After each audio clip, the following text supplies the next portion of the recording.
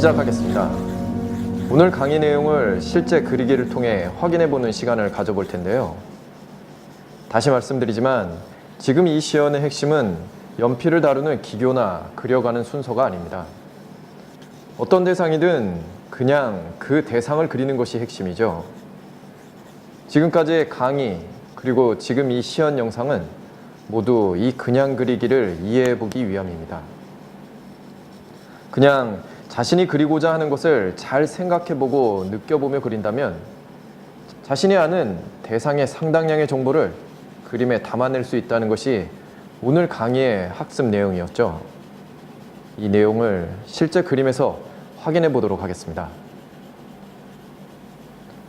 자, 잠시 이 진행을 눈여겨봐 주십시오.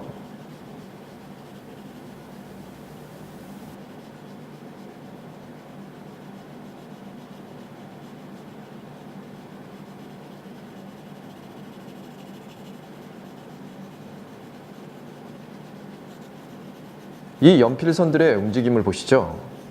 이 연필선들은 대상의 구조를 타고 돌면서도 사과 표면의 색의 차이를 나타내고 그러면서도 사과 표면의 질감을, 사과 표면의 빛의 상태를 동시다발적으로 구현하고 있습니다.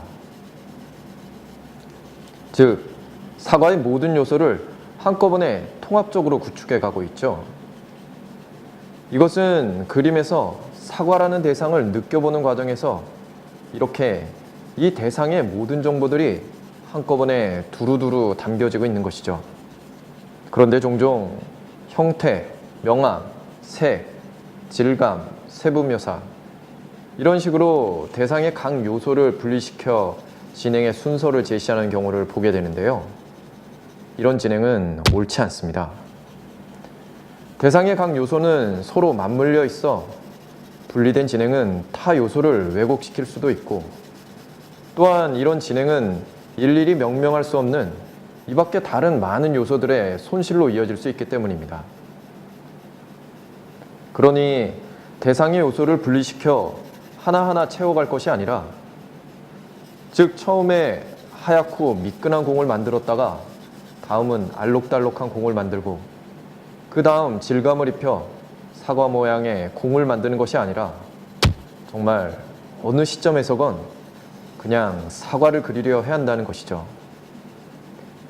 이것이 사과의 모든 정보를 통합적으로 판단하며 진행하는 과정이고 이것이 사과라는 대상에 대한 직관적 사고의 진행이고 이것이 사과를 생각하고 느껴보며 그림을 이끄는 진행입니다. 이것이 바로 사과를 그냥 그리는 과정인 것이죠.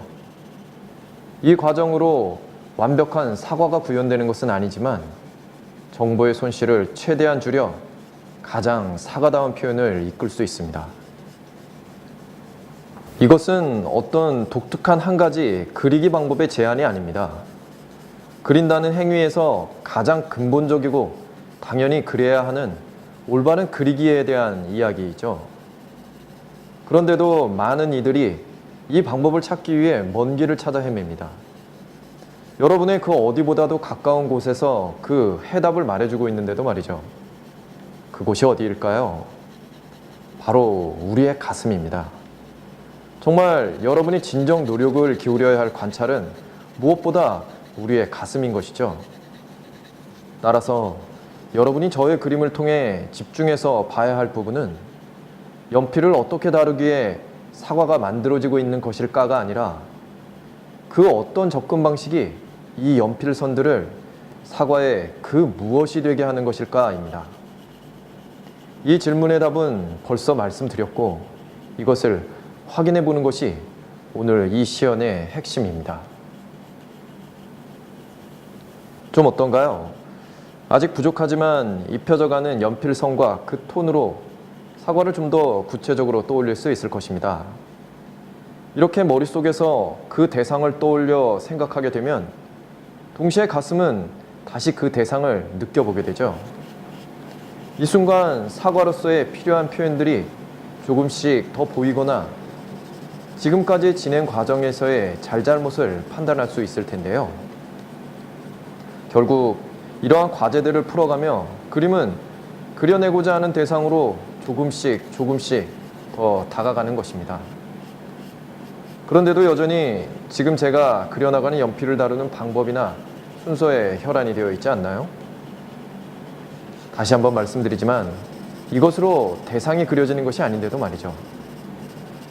연필을 왼손에 들고도, 연필을 입에 물고도, 발가락에 끼고서도, 연필이 뭉툭해도 대상은 그려집니다. 거친 아스팔트 위에도 매끈한 콜라병이 그려지고 투박한 숯덩이로도 디테일한 표현이 가능합니다. 보조선, 기준선 없이 그려나가도 대상은 그려집니다. 도대체 그 어떤 접근 방식이 이런 표현을 가능하게 하는 것일까요? 전 강의부터 이 질문의 답변은 아주 간단하고 분명하죠. 그냥 그 대상을 그리면 됩니다. 이 말이 아직도 답답하고 막연하게 느껴지시죠? 자, 지금 여러분이 그리고자 하는 것이 무엇인가요? 사과죠? 그렇다면 여러분 그림에 이렇게 물어보시죠. 내 그림의 형상은 사과로 느껴지는가? 이렇게 말이죠. 뭔가 지금 사과로서 어색하고 부족하게 느껴지나요? 만약 그렇다면 사과로서 그 무엇이 잘못됐거나 혹은 그 무엇이 부족하기 때문이겠죠. 이 문제들을 바로잡고 또 바로잡으면 당연히 점점 더 사과다워지지 않을까요? 이와 같은 과정이 바로 사과를 그냥 그리는 과정인 것입니다. 그러니 괜한 그럴싸한 순서나 방법을 쫓을 필요가 없는 것이죠. 그 옛날 동굴벽에 동물들을 그토록 리얼하게 그려냈던 그 원시인들에게 어떤 특별한 그리기 방법이 있었을 거라 생각하나요? 그들은 그야말로 이와 같은 과정으로 그냥 그려냈던 것입니다.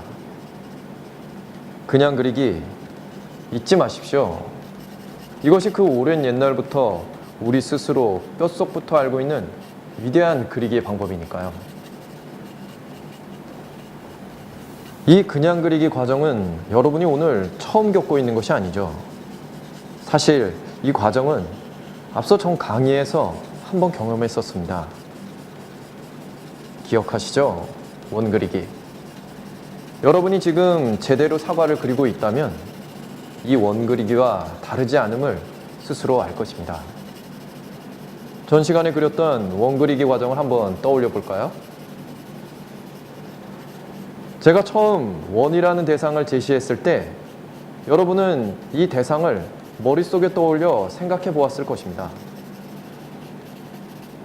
그리고 생각해 본 그 대상을 이제 화지에 그리기 시작했죠.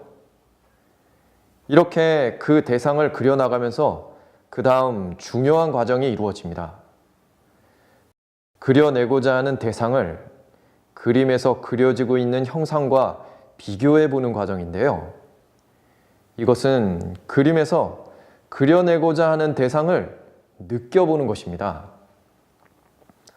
이건 원으로서 뭔가 이상한데? 뭔가 어색한데?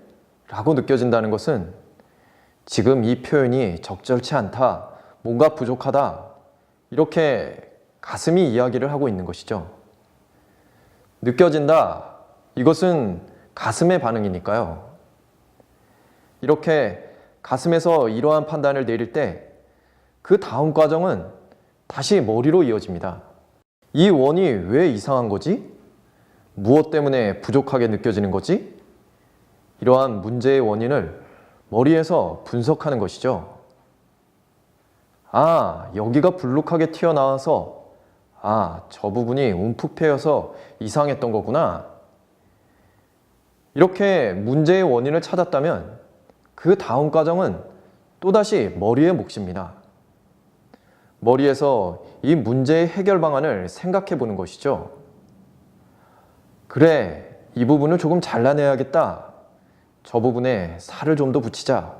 이렇게 말이죠. 이렇게 해결 방안이 세워졌다면 이제 이 해결 방안을 실행하며 다시 가슴의 소리에 귀를 기울여야 합니다.